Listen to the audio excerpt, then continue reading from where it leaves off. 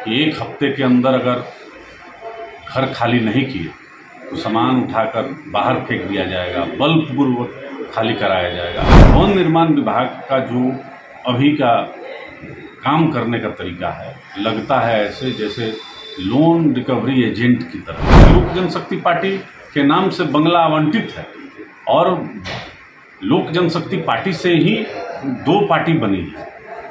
आदरणीय पशुपति कुमार पारस जी का दफ्तर तो यहाँ शुरू से चल रहा है और एनडीए के हिस्सा रहने के बावजूद अगर इस तरीके का व्यवहार अगर हो रहा है तो ये गलत है। 26 वर्षों में 17,000 से अधिक डॉक्टर बना चुका बिहार एवं झारखंड के छात्रों के बीच विश्वसनीय संस्थान गोल। वक्त बदलता है तो इंसान की किस्मत भी बदल जाती है।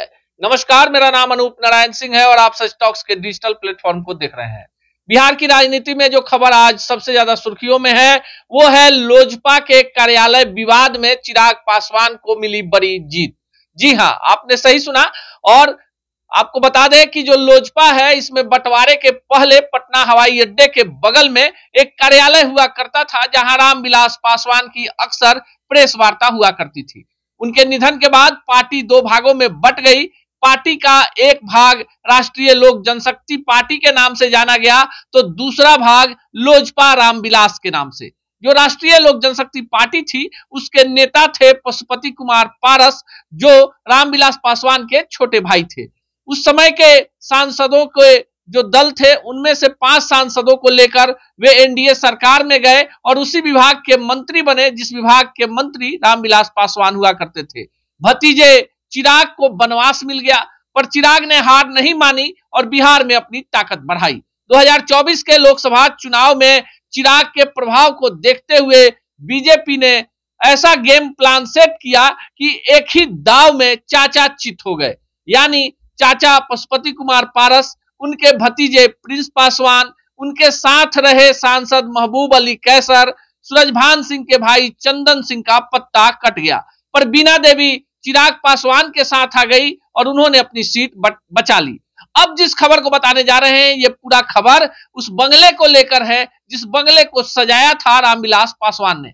अब अंतिम अल्टीमेटम जो है वो भवन निर्माण विभाग ने पशुपति पारस को दे दिया है कि अब आपके किसी आवेदन पर विचार नहीं होगा और आपको 7 दिनों के अंदर ये बंगला खाली करना होगा जो बंगला आप पार्टी कार्यालय के तौर पर इस्तेमाल कर रहे हैं। लेकिन उससे पहले आपको बयान सुनाते हैं जो पशुपति कुमार पारस के पार्टी के प्रदेश के प्रवक्ता है चंदन सिंह, क्या कुछ कह रहे हैं, क्या कुछ आरोप लगा रहे हैं। देखिए, बिहार सरकार के भवन निर्माण विभाग ने फिर एक बार 1 व्हीलर रोड राष्ट्रीय लोक जनशक्ति पार्टी का दफ्तर खाली करने के लिए पत्र भेजी और भवन निर्माण विभाग का जो अभी का काम करने का तरीका है, लगता है ऐसे जैसे लोन रिकवरी एजेंट की तरह इनके पदाधिकारी बात करने लगे कि एक हफ्ते के अंदर अगर घर खाली नहीं किए तो सामान उठाकर बाहर फेंक दिया जाएगा, बलपूर्वक खाली कराया जाएगा।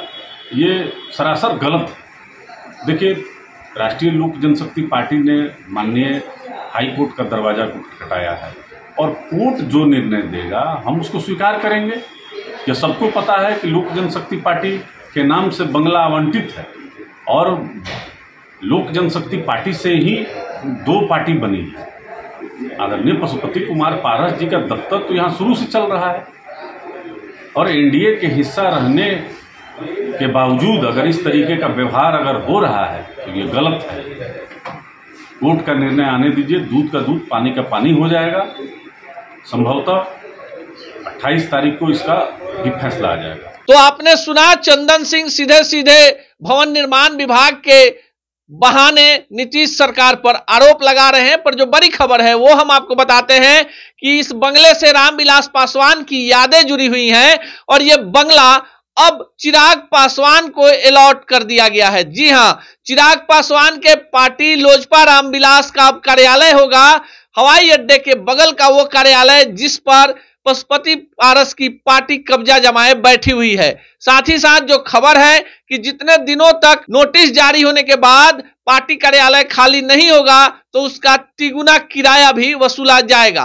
बिहार की राजनीति में इस तरह की उठापटक होते रहती है, कब किसका कद बढ़ जाए और कब किसका कद घट जाए। लेकिन लड़ाई जब परिवार में ही हो, चाचा भतीजे में हो, तो अब भतीजा पहलवान हो गया है और चाचा हैरान। ऐसे में अब चिराग ने अपने ही दाव से चाचा पशुपति पारस को चित कर दिया है। पहले राजनीति में एनडीए से अलग थलग करवाया और अब रही सही कसर बंगले को खाली करवाकर निकाल रहे हैं। इसी तरह की तमाम खबरों के लिए देखते रहिए सच टॉक।